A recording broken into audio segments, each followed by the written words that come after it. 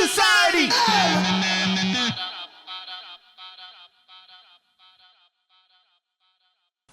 Alright, today is the day. We're finally cutting into the outside of the bunker on top. So we're going to start working on the kitchen door today, which means cutting through the concrete. The bad thing is, there's still 2 layers of rebar in there and about 5 inches of concrete. The good thing is that it's no longer 13 inches thick like it was down at the bottom, down where this big huge dome was sitting on that foundation. They needed to have those big thick walls. Up high here, it's probably about 5 to 7 inches, something like that. So originally we were going to put the kitchen door where the big round escape hatch was, and the cement was actually up to 24 inches thick in that area. So we decided, and Reed and I talked about it, and said, you know what, let's just move it to the side. We're going to change the configuration of the kitchen around a little bit and remain flexible on it, and then we will add the kitchen to the right a little bit, and it really ends up working out okay.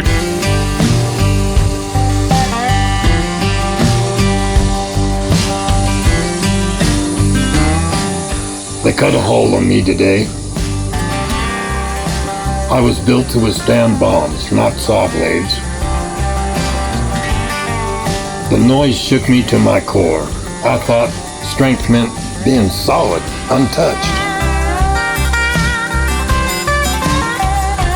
But now I'm not sure. Maybe these cuts aren't destruction. Maybe they're the start of something more.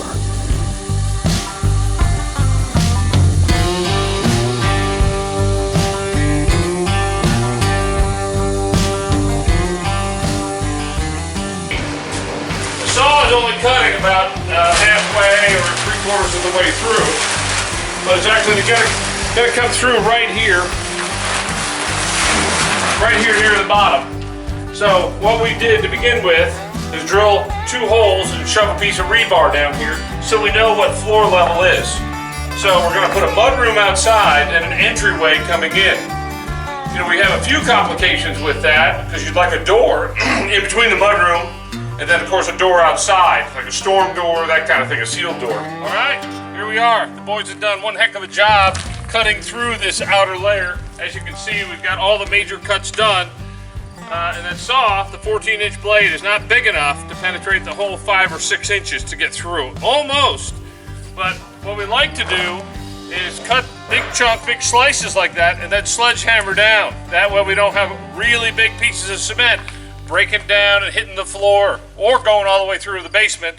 And it's a lot more manageable to have the small pieces. So we're going to do the first couple hits with a sledgehammer and see if we can break through to the dome room.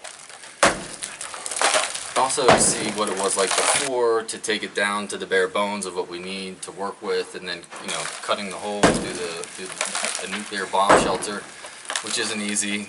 Well, first you have to dig around it so you can't even cut into it. And that's a good workout. Reed's a great guy. I mean, I've been getting along really well with him. You know, I think he just appreciates the style of work that I do. I'm always trying to stay busy with it.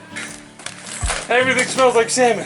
Like I said, he's teaching me a lot. I'm learning a lot, and because I do like to be independent when I do my work, and I feel like I need to learn certain things. It's the willingness to say that there are things in this universe that I don't understand, that I don't know fully, that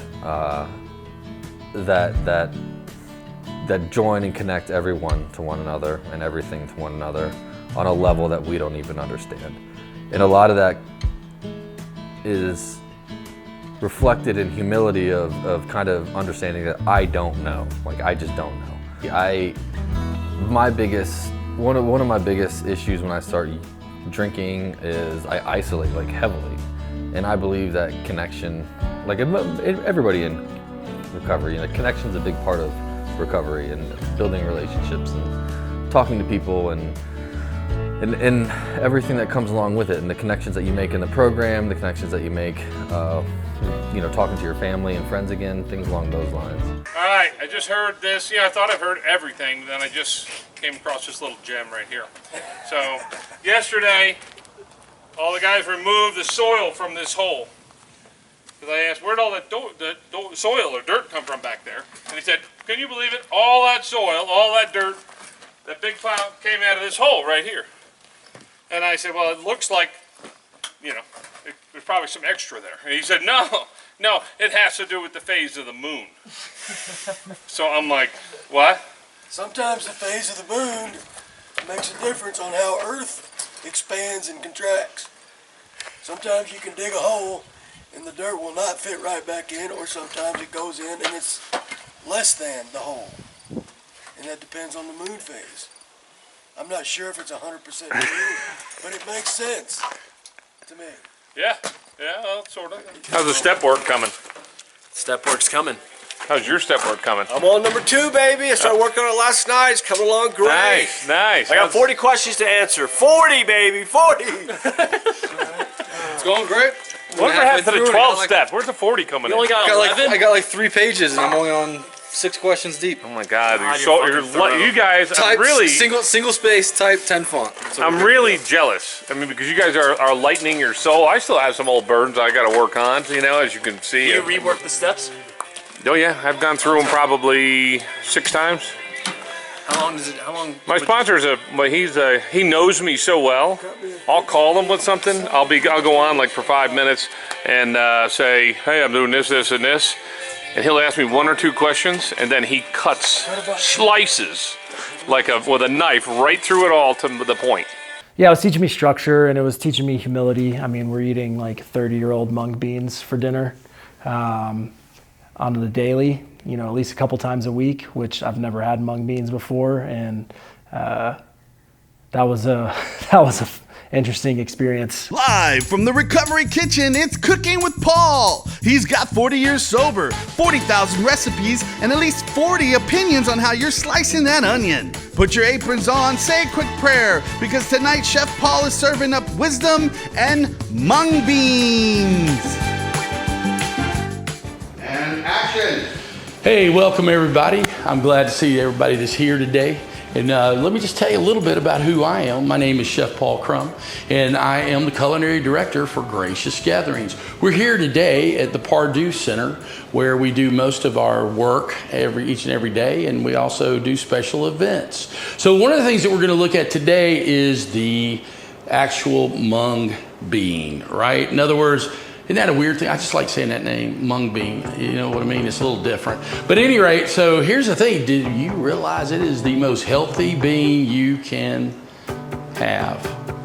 But it's also the most boring bean that there is. So we're going to talk about how all these mung beans that have been done for so long in crock pots and just cooked and cooked and cooked are actually going to have a life to them. And so that's what we want to talk about. Now we're going to do something a little bit different today. One of the things that we want to look at is we're going to actually do fusion. Now I can tell you up front, most culinary people will tell you there's no way to do any kind of fusion with mung beans, right? So what is fusion? So fusion is anything where you take 2 different cultures and you bring them together. If you bring that's fusion. If you bring a third culture in, that's confusion, okay? So one of the things that we want to look at today is fusion of a Thai and, believe it or not, an Indian type technique. And so one of the things that we also want to look at today is kind of how do these steps work in our life, right? And I was thinking about when I was doing fusion here that we have a 6th and a 7th step. What an amazing thing. Yet they work together, right? Completely 2 different steps work together. Well, that's how this is. So let's go ahead and get started with our cuisine. We'll be back with more Chef Paul, but for now, let's head back to the bunker. And that's why the other night when I was talking, it's a tool set. It's what it is, a tool set. So you're like, oh, okay, I got this problem. Let's see, what should I do? Let me pick up one of the tools, and then you do it, and all of a sudden, the problem shrinks. And we realize just how ridiculous we are in the end. You know, I mean, like we make big stuff out of nothing. Like Steven losing my hat, it's bothered me, and I've mentioned it over and over, but I should just let it go, right, Steven? One of your resentments now? Yeah. The echoes in there, the acoustics in this whole place are something else. Yesterday we got through the wall, through the cement wall, so we kept on cutting to remove the slabs or part of the bunker where the door is going to go. And we just want to see how that's going. We redesigned that room once again to make sure that it was going to be the least amount of work and produce the effect and the end product that we wanted. So as you can see, the door is going well. And John and Reed are doing some final measurements, marking it, and it looks really good. The slab is going to come out to here. So basically the slab will be level with the dirt pretty much, just so we don't have to dig anymore. Yep. Plus we want natural slope. To slope the water away from the bunker. The slab will come up like this. Go 8 feet out. Right there. That's plenty of room to drive around. It'll actually be right about here. Yeah, it would still be a little tight there, I think, but that, yeah, that's about as far as we want to. Right about there. Yep. And we want the slab to come in more, to give you more of an elevated mudroom, because your mudroom will only be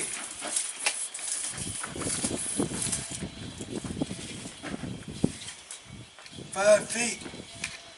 You want the mudroom to come on in here some more, don't you?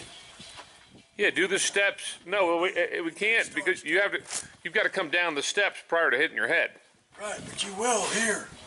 If I start the steps at about 7 foot, they're only going to go to about right there. And I'll be down right as I get there. You want to make it as close as you can. Your head just clears it at the last minute. Clears it at the last minute, so we'll do about 7 foot there. Foot away from here. Yeah. And so when you come down, you don't bang your head, and we've got as much surface area in the mudroom as possible.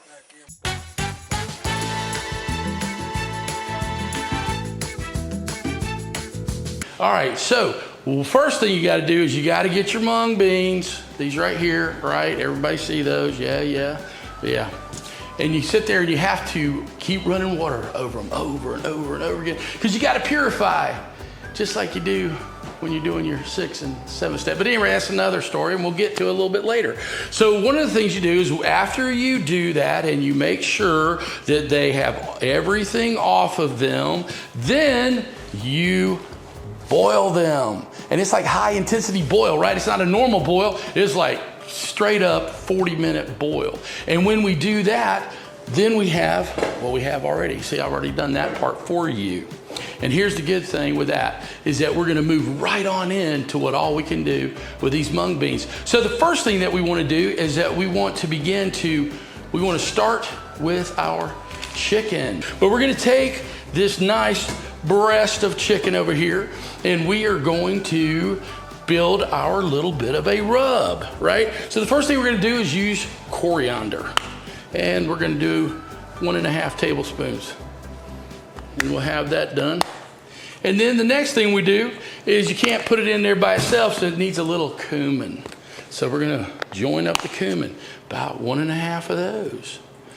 And then gotta finish it off, because everyone knows what paprika's for, right? Paprika's not for taste. Y'all do know that, right? Yep. So it's for what? Color. Because you gotta have a little color content in anything you do. So there we go. So now we take that. Now watch this. This is a very special technique. Ooh, there we are. Everybody see that? Now here we go. Check it out. It is the right color. And we're gonna smooth it out, take our chicken, and we're going to place it. Now we're gonna do something that I have a real reputation for, making sure that meat is just right, moist and that kind of thing. And so this is how we do it. We're gonna come back and we're gonna let that sit for a little bit and emulsify, right? So it's gonna kind of suck in those flavors. Instead of having just this sort of flavor, it's gonna have some incredible flavor. So we'll put that to the side. Then the next thing we're gonna do is we are going to actually take our carrots, and I wanna go ahead and put a little bit of oil. Now we take that oil. Now why in the world do we care about carrots? Carrots are so important because it's the most natural sugars you'll ever see. You know how when you're looking at carrots and you kind of had them in there for a little while in the pan or in the oven and they get dark? That's actually the best thing, which is incredible to me, because a lot of times when things look dark, actually it's the best and sweetest turning point that there can be. So we're gonna put those in the oven. So we're gonna take those and put them, lay them out. There we go. Because we want those sugars to come up to the top. So what's happening is you got a molecular structure that's opening up and it's shooting the sugars to the top. Anyway, it's just good stuff. We're gonna go ahead and put those in the oven. And we got that going. We're gonna let those go for about 10 to 15 minutes, and then we'll get them out and they'll be just perfect and just right. So the next thing we wanna do is we wanna begin to build more of our Indian side. So how are we gonna do that? We're gonna take these tomatoes and we're gonna take some of them and chop them up. Some of them we're gonna let stay whole, right? And so that's how life is. Sometimes you chop some up and sometimes you kind of keep them whole. But as we go, there we go. We're gonna put those to the side. We're gonna come back to those in just a minute.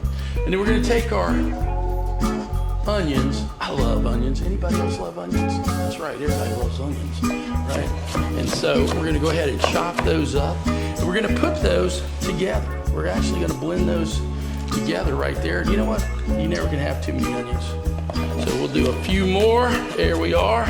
And that is now perfect on that side. All right. So let's go ahead and move forward into doing this part of our cooking today. All right. First thing we're gonna do, we gotta heat the pan up, right? Always gotta heat the pan up, man. It's like if you don't heat your pan up, then you just on cold. And I know how that is, because I've just been on cold before. All right. Now, we're gonna take a little bit of oil. Be careful with oil. Oil is an interesting thing. It'll either make food good or make food bad, right? So we always have to get the oil. And once we have that set, tell you what we're gonna do. We're gonna go ahead and take care of our chicken. Man, that's good stuff. Woo, look at that, isn't that pretty? Just perfect, just like it's supposed to be. We'll be back with more Chef Paul, but for now, let's head back to the bunker. We're going to try to keep this intact and put a window here. Because the ground level comes up to, right about there, we're going to go ahead and do some fill there and have a window just above ground level where you can still see some of the cement, and we can put a little sign over it that says, hey, this used to be the secret escape hatch. That will be the doorway in. I love digging. And they love digging. Like zero. So this will be the kitchen right over in this area. You can start to see it kind of coming together. All this will be very much changed around. So anyway, out the kitchen door. They call me Stanley Yelnats, that's right. They call me Zero. It was very uncomfortable, physically and emotionally. I mean, I'm without my medicine that I've been using for years, and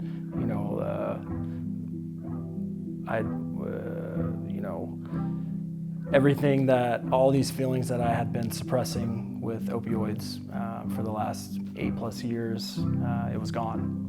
And I had to figure out a way to find some new medicine, and it was really opening up about my stuff. And yeah, I mean, the word that comes to mind is uncomfortable. Montana Society!